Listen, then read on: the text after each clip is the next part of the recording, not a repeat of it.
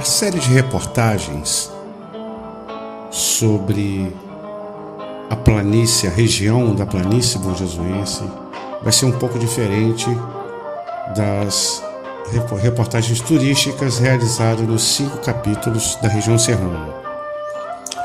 Lá eu dei uma conotação sobre muito a questão do desenvolvimento econômico através do turismo em cima daquilo que já está acontecendo e o que pode acontecer.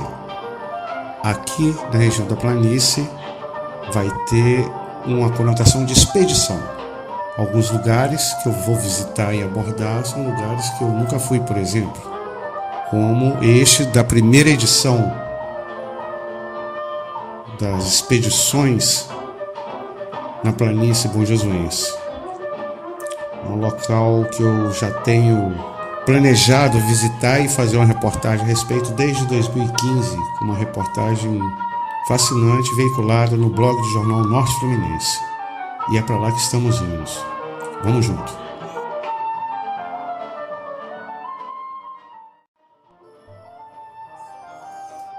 O nosso destino nessa expedição é a Serra do Tardem. É o local que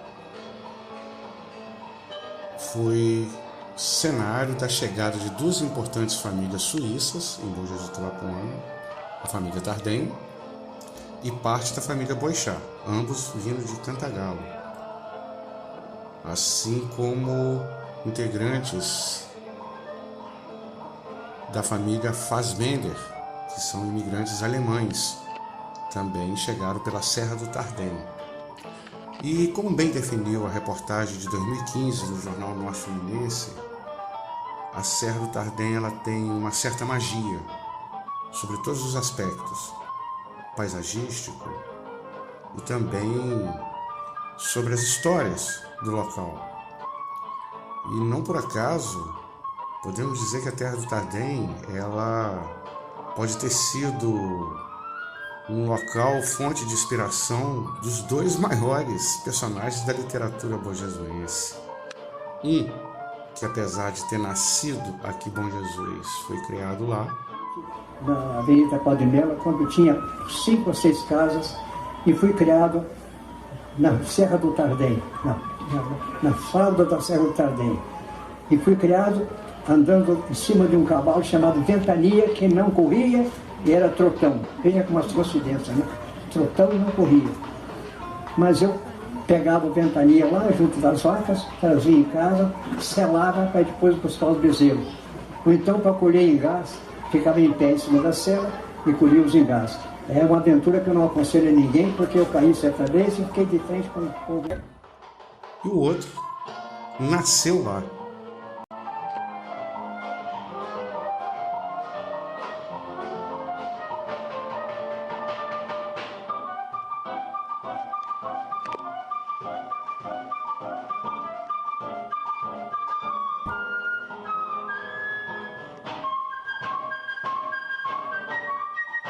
Elcio Xavier e Delton de Matos. Então, parte da narrativa desse mini documentário vai ser através de textos desses 2 personagens sobre a Serra do Tardem, publicações ou cartas trocadas entre eles. Seguimos em frente.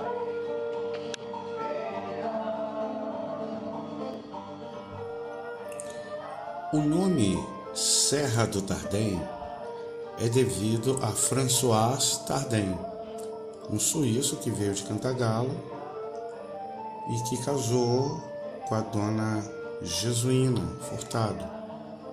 E ali ele se constituiu, criou fama pelo seu empreendedorismo. Mas Delton de Matos, em artigo escrito ao Norte Fluminense em 1991, indagou por que essa fama, se não foi François Tardem o primeiro a chegar. Ele adquiriu as terras depois que casou com Jesuína. Até agora, ninguém pôde me informar como François Tardem chegou à serra, que foi inicialmente colonizada pelo meu bisavô Elias Nunes, mas que acabou mesmo recebendo o sobrenome do famoso suíço. Mas é certo que ele conheceu a jovem viúva jesuína, lá pelas bandas de Carabuçu, filha do pioneiro Francisco Furtado Costa, um daqueles 11 poceiros da primitiva Bom Jesus, então chamada Monte Alegre, que se cotizavam para legalizar as terras da paróquia.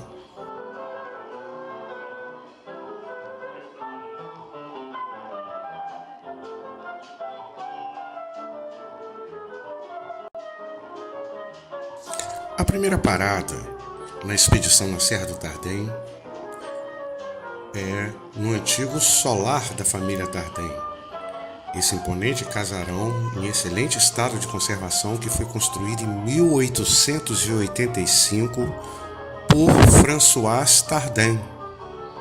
E sobre ele eu deixo a seguir a narração com um texto de Delton de Matos numa visita, no retorno dele ao casarão dos Tardem em 1991, que foi publicado no jornal Norte Fluminense. Há pouco tempo voltei a visitar o antigo solar dos Tardem para reviver queridas lembranças da juventude, ouvir novamente o eco da pedreira do outro lado do vale e admirar mais uma vez aquele belo e sólido casarão de fazenda, que o rigor do tempo não consegue destruir. Fotografei com emoção todos os ângulos de sua singela e sólida arquitetura colonial. Mas o bom mesmo teria sido que um pintor do gênio retratasse, com os variados matizes de tintas e das cores, e reproduzisse os ritmos daquelas formas penetradas de silêncio, revolvendo o teor de velhas linguagens, adivinhando os anseios e alegrias das gerações que ali viveram e perscrustando a riqueza do amor e vida que impregna as suas vetustas paredes. Pressentimos segredos e mistérios dos seus quartos e corredores abandonados, nas suas escadas e assoalhos de rígidas peças de madeira de lei. Quem sabe se nas definições de suas imagens vacilantes e nas sombras expressionistas dessas figuras fugídias não seria possível vislumbrar os contornos das criaturas apaixonadas, em colóquios sussurrantes nas velhas janelas, balbuciando confidências para a solidão da paisagem. Ali outrora retumbaram anseios e emoções, ecoaram cânticos de sabor antigo ao som de flautas e viola, dançaram os pares enamorados ao compasso das sanfonas. Ali todas as pedras foram colocadas pelos braços dos escravos, e não há formas, nem as mais simples, até os engates dos blocos de pedra e das vigas de madeira, que não seja o resultado da ferrenha vontade humana de evoluir e espalhar a vida. Estão ainda intactas as antigas estruturas de argamassa, ligado pelo legítimo óleo de baleia, mais forte do que o cimento, e transportado em lombo de burro do Porto de Limeira para o alto da serra. Por isso, o indestrutível solar, edificado pela experiência europeia de François Tardin, resiste altaneiro o transcorrer dos anos, enquanto todas as construções das cercanias, de datas mais recentes, de há muito mais desapareceram. Mantém-se firme como um palácio de sonhos no meio da paisagem desolada e da monotonia da passagem. No passado do solar dos Tardem, há recordações e lendas de fatos reais, como a de fantasmas de escravos que gemiam pelas cumeeiras nas noites de lua, ou da jovem criada por Dona Jesuína, barbaramente assassinada pelo mal encarado maquinista Antônio Maurício ao tentar possuí-la na beira do valão.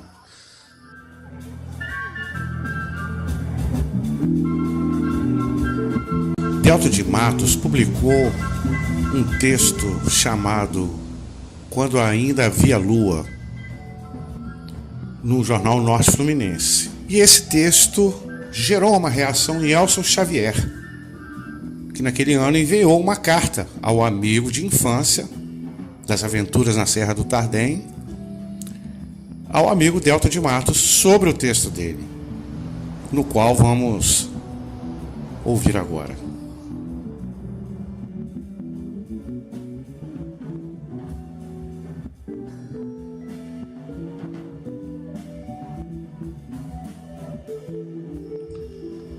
Rio 30 de julho de 1994.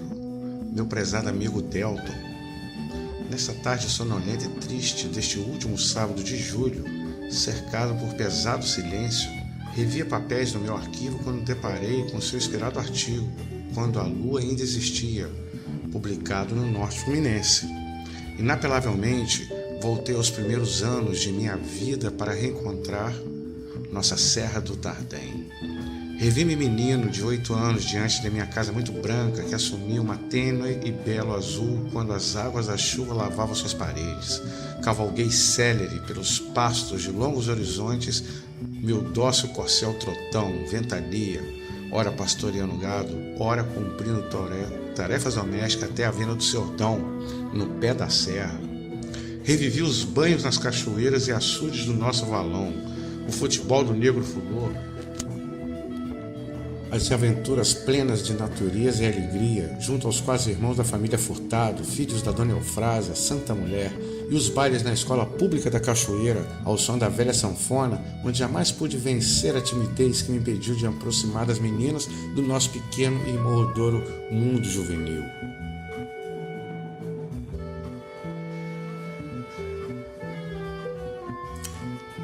Prezado amigo Elcio, o que posso eu dizer de sua linda carta que tanto me honra? Revejo-me em cada uma de suas linhas, na infância e na juventude. Quando fala de seu corcel ventania, traz-me imediatamente o meu fogoso monarca, companheiro das madrugadas em busca do Rio Branco, e quando se vê nos bailes da escola pública da Cachoeira, que eu tanto frequentei, relembro-me ali, também solitário, porém soberbo, envergando pela primeira vez o uniforme branco de botões dourados, costurado habilmente pelas mãos maternas. Relembro também as lindas irmãs Furtados, queridas colegas minhas que já se foram deste mundo. Não sei como retribuir ao Elcio o brinde dessas emoções. Em todo caso, reproduzo abaixo seu belíssimo poema, Pobre Jardim da Aldeia, que tive a satisfação de publicar em maio de 50, nas páginas 18 e 19 do número 3 da revista Aliança, por me dirigir em São Paulo, além do mais com uma belíssima ilustração de Geraldo Barros, mais tarde festejado pintor da Pauliceia, com vitoriosas exposições até em Paris. Pobre Jardim da Aldeia. Pobre jardim da aldeia, onde deixei meus 8 anos junto ao chafariz de trevos. Leva-me ao teu grande mar, neste solitário fenecer. Quero rever o castelo marinho, a tempestade, o primeiro encontro, as rosas fadas que me amaram e as queixas dominicais de tuas sombras frescas. Falta-me o azul de tuas tardes e sinto que não verei o luar. Não encontro meu sangue nas lutas que partem da noite. Não tenho memória dos tempos, nem vejo meu rosto na lagoa. O mundo sucumbirá num suspiro se minha infância não regressar.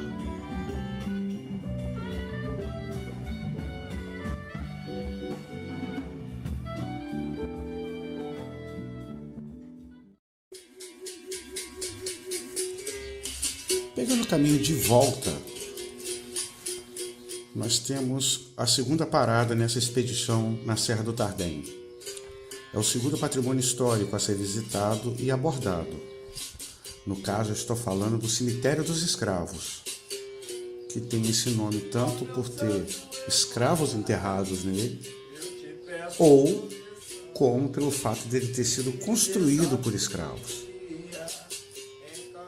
A história ali registra que é um cemitério construído no século XVIII e que tem ruínas do seu muro se estendendo até uma faixa numa propriedade vizinha. Podemos ter um sítio arqueológico de vários escravos enterrados nessa parte do muro, e dentro, lá onde estão os túmulos, seriam as pessoas libertadas, as pessoas livres da época. Existem hipóteses, não tem informações oficiais, não tem um estudo. Existe um indício forte, que é pelo menos a 300, 400 metros antes do cemitério, na estrada que você vira a ser à esquerda ou à direita de quem está voltando para Bom Jesus. Você começa a ver o muro do cemitério, e lá em cima o cemitério ele é todo cercado. Ou seja, esse muro que começa aqui, ele não fazia parte do meu espaço interno. Então tem muita coisa a ser estudada em termos de arqueologia nisso aí. E sobre o cemitério dos escravos, ou o cemitério do Angico, ou o cemitério da Serra do Tardem, eu reporto um texto, uma parte, um fragmento de um texto do saudoso Luciano Bastos, em ocasião no qual ele escreveu uma nota sobre o falecimento de Mário Nunes, em 1994.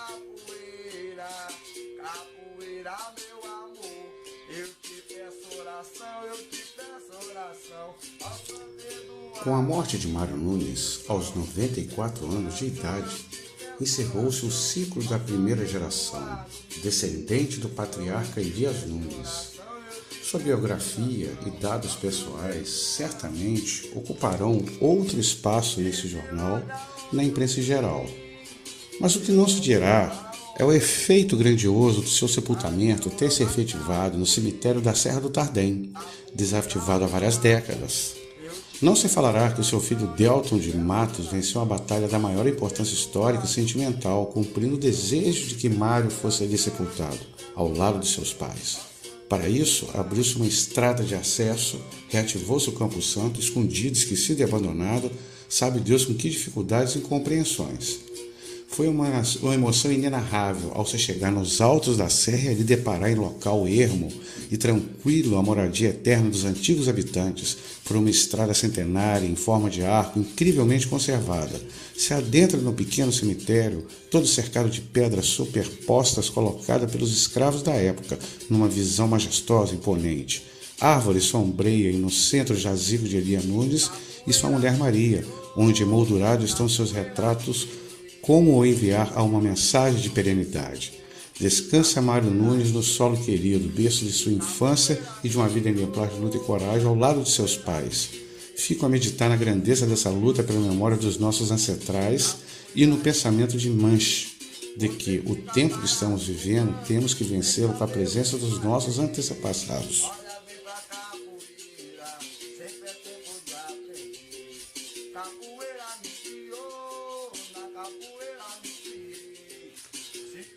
E dentre todo o conjunto de predicados que faz a Serra do Tardem mágica, mística, histórica, é que tem marcas e traços da mão de obra escrava em vários pontos dela, seja no cemitério dos escravos, no seu entorno, ou nas bases de sustentação do solar do Tardem, dos seus detalhes, das relíquias que lá dentro existem ainda. E isso deveria ser cenário de um memorial, seja de Mário Nunes, da família Nunes, de Delton de Matos, uma homenagem a Elcio Xavier. Tudo inspira. O que não falta são fontes de inspirações na Serra do Tardem. Capoeira me criou, na capoeira me criei. Se hoje eu sou quem sou, capoeira eu treinei. Toco médio viola, ogunga, ogunga. Toco médio viola, ogunga, ogunga. Toco médio viola, ogunga, ogunga. Toco médio viola, um toque do berimbau.